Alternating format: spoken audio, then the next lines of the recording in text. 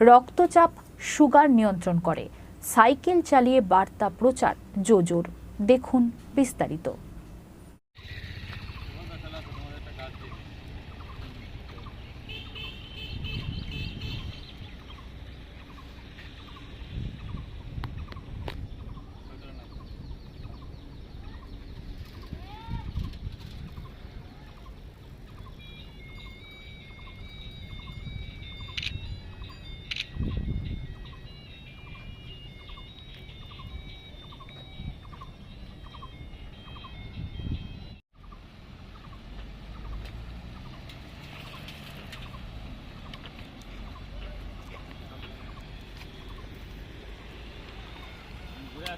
হ্যাঁ,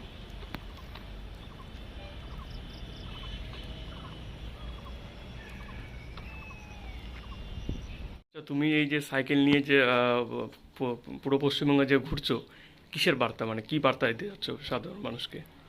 নমস্কার, আমার নাম প্রসেনজিৎ দাস এবং সবাই আদরে আমাকে জোজো দাদা নামে ডাকে। আমার বাড়ি লালগোলা, মুর্শিদাবাদ। 3রা জুন বিশ্ব সাইকেল দিবসে আমি সাইকেল নিয়ে শুরু করি বিশ্ব ভ্রমণ। Pedal for green, ride for health. অর্থাৎ সাইকেল চালানো যেমন শরীরের পক্ষেও ভালো, ঠিক তেমনি কিন্তু পরিবেশের পক্ষেও ভালো।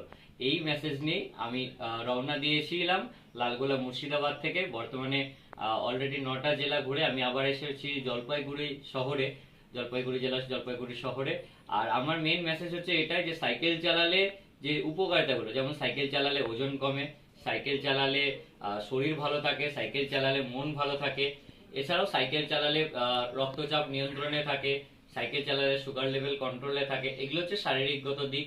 এছাড়াও সাইকেল চালালে পরিবেশে কিন্তু কোনো ক্ষতি হয় না, যেহেতু বিভিন্ন পেট্রোল বা ডিজেল চালিত যানবাহন যেগুলো, সেগুলো হচ্ছে কার্বন ডাই অক্সাইড উৎপন্ন করে, কিন্তু সাইকেলে কোনো কার্বন উৎপন্ন হয় না, যার ফলে সেটা বিশ্ব উষ্ণায়ন প্রতিরোধেও কাজে দেয়। তো সাইকেলের এই সমস্ত আর এছাড়াও সাইকেল চালানোর জন্য কিন্তু কোনো ট্যাক্স লাগে না, অর্থাৎ আর্থিক বেনিফিটসও আছে। তো এই কারণেই সাইকেল চালানোর যে এতগুলো বেনিফিটস, এই সম্পর্কে আবার যাতে আমরা সাইকেল চালাই পরিবেশের স্বার্থে বিশ্ব উষ্ণায়ন প্রতিরোধে, তার সম্পর্কে মানুষকে সচেতন করতে করতে চলা। এবং তার সাথে যেখানে আমি সুযোগ পাই সেখানে আমি গাছ উপহার দিয়ে যাই অথবা গাছ রোপণ করি, যাতে আমরা গ্লোবাল ওয়ার্মিং এর বিরুদ্ধে লড়তে পারি। আচ্ছা, পশ্চিমবঙ্গ ভ্রমণ শেষে অন্য কোনো জায়গায় ভ্রমণ করার ইচ্ছা আছে?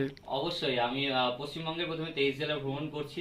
পশ্চিমবঙ্গে 23 জেলা সম্পূর্ণ হলে উড়িষ্যা, অন্ধ্রপ্রদেশ, তামিলনাড়ু হয়ে প্রথম বিদেশ আমার শ্রীলঙ্কা যাওয়ার ইচ্ছে। তারপরে একে একে আরো অন্যান্য বিদেশে যাওয়ারও ইচ্ছে রয়েছে এবং সেই পথেই আমি এগোচ্ছি। ইতিমধ্যে আমি 2021-22 সালে ভারতের 19 রাজ্য 6 কেন্দ্রশাসিত অঞ্চল ঘুরেছি।